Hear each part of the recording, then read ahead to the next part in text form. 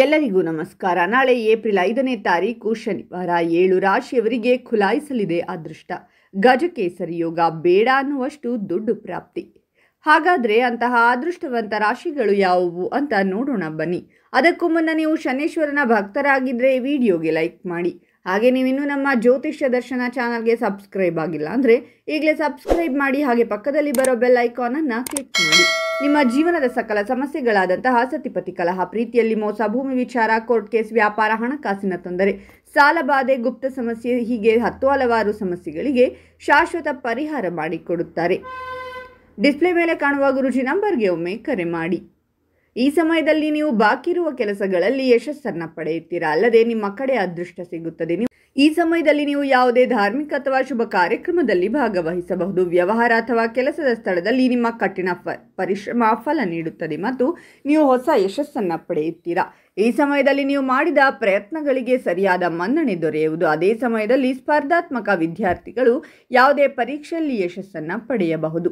ಉದ್ಯೋಗಿಗಳಿಗೆ ಬಡ್ತಿ ಸಿಗಬಹುದು. ಬಾಕಿ ಇರುವ ಕೆಲಸಗಳು ಪೂರ್ಣಗೊಳ್ಳುತ್ತವೆ. ಕುಟುಂಬ ಸದಸ್ಯರೊಂದಿಗೆ ಸಮಯ ಕಳೆಯಲು ಸಾಧ್ಯವಾಗುತ್ತದೆ. ಸಮಾಜದಲ್ಲಿ ಗೌರವ ಮತ್ತು ಪ್ರತಿಷ್ಠೆ ಹೆಚ್ಚಾಗುತ್ತದೆ. ಈ ಅವಧಿಯಲ್ಲಿ ಉದ್ಯಮಿಗಳು ಉತ್ತಮ ಲಾಭವನ್ನು ಪಡೆಯಬಹುದು. ಅಲ್ಲದೆ ಉದ್ಯೋಗವನ್ನು ಹುಡುಕುತ್ತಿರುವವರಿಗೆ ಹೊಸ ಉದ್ಯೋಗ ಅವಕಾಶಗಳು ಸಿಗಬಹುದು. ಈ ಅವಧಿಯಲ್ಲಿ ನಿಮ್ಮ ಆದಾಯವು ಮಹತ್ತರವಾಗಿ ಹೆಚ್ಚಾಗಬಹುದು. ನಿಮಗಾಗಿ ಹೊಸ ಆದಾಯದ ಮೂಲಗಳು ಸೃಷ್ಟಿಯಾಗಬಹುದು. ಇದಲ್ಲದೆ ಈ ಸಮಯವು ಆರ್ಥಿಕ ದೃಷ್ಟಿಕೋನದಿಂದಲೂ ಪ್ರಯೋಜನಕಾರಿಯಾಗಲಿದೆ. ಆರೋಗ್ಯವು ಸುಧಾರಿಸುತ್ತದೆ ಮತ್ತು ಕುಟುಂಬದಲ್ಲಿ ಸಾಮರಸ್ಯವಿರುತ್ತದೆ. ಈ ಸಮಯದಲ್ಲಿ ನೀವು ಹೂಡಿಕೆಯಿಂದ ಲಾಭ ಪಡೆಯಬಹುದು. ಅಲ್ಲದೆ ನಿಮ್ಮ ಆಸೆಗಳು ಈಡೇರುತ್ತವೆ. ನಿಮ್ಮ ಕಠಿಣ ಪರಿಶ್ರಮದ ಪೂರ್ಣ ಫಲಿತಾಂಶಗಳನ್ನು ನೀವು ಪಡೆಯುವ ನಿರೀಕ್ಷೆ ಇದೆ. ಆದರೆ ಖರ್ಚುಗಳ ಮೇಲೆ ನಿಯಂತ್ರಣವಿಟ್ಟುಕೊಳ್ಳುವುದು ಮುಖ್ಯ. ನಿಮ್ಮ ಕುಟುಂಬದಲ್ಲಿ ಪ್ರೀತಿ ಮತ್ತು ತಿಳುವಳಿಕೆಯನ್ನು ಹೆಚ್ಚಿಸಲು ನಿಮಗೆ ಅವಕಾಶ ಸಿಗುತ್ತದೆ. ಆದರೆ ಯಾವುದೇ ವಿಷಯದ ಬಗ್ಗೆ ಕೋಪಗೊಳ್ಳುವುದು ಮತ್ತು ವಾದಿಸುವುದನ್ನು ತಪ್ಪಿಸಿ. ಆರೋಗ್ಯದ ಬಗ್ಗೆ, ವಿಶೇಷವಾಗಿ ಒತ್ತಡ ಮತ್ತು ಆಹಾರದ ಬಗ್ಗೆ ಸ್ವಲ್ಪ ಗಮನ ಹರಿಸಬೇಕಾಗುತ್ತದೆ.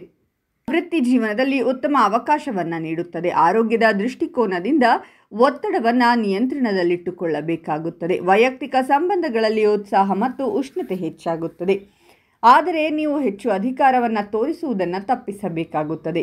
ಇಲ್ಲದಿದ್ದರೆ ಸಂಬಂಧದಲ್ಲಿ ಅಪಶ್ರುತಿ ಉಂಟಾಗಬಹುದು. ಈ ಸಮಯದಲ್ಲಿ ನಿಮ್ಮ ಕನಸುಗಳನ್ನು ನನಸಾಗಿಸಲು ನಿಮಗೆ ಸ್ಫೂರ್ತಿ ಸಿಗುತ್ತದೆ ಮತ್ತು ನಿಮ್ಮ ಸಾಮಾಜಿಕ ವಲಯವೂ ವಿಸ್ತರಿಸುತ್ತದೆ. ಆದರೆ ಮನಸ್ಥಿತಿಯಲ್ಲಿ ಏರುಪೇರುಗಳು ಮತ್ತು ಭಾವನಾತ್ಮಕ ಏರಿಳಿತಗಳ ಸಾಧ್ಯತೆ ಇರುತ್ತದೆ. ಈ ಸಮಯವು ನಿಮಗೆ ಮಾನಸಿಕವಾಗಿ ಮತ್ತು ಆಧ್ಯಾತ್ಮಿಕವಾಗಿ ಬೆಳೆಯಲು ಅವಕಾಶವನ್ನು ತಂದುಕೊಡುತ್ತದೆ. ಹಾಗಾದರೆ ಇಷ್ಟೆಲ್ಲ ಅದೃಷ್ಟ ಫಲಗಳನ್ನು ಪಡೆಯುತ್ತಿರುವ ರಾಶಿಗಳು ಯಾವುವೆಂದರೆ ಮೇಷರಾಶಿ, ವೃಷಭ ರಾಶಿ, ಕಟಕ ರಾಶಿ, ಸಿಂಹರಾಶಿ, ಕನ್ಯಾ ರಾಶಿ, ತುಲಾರಾಶಿ ಮತ್ತು ಕುಂಭರಾಶಿ.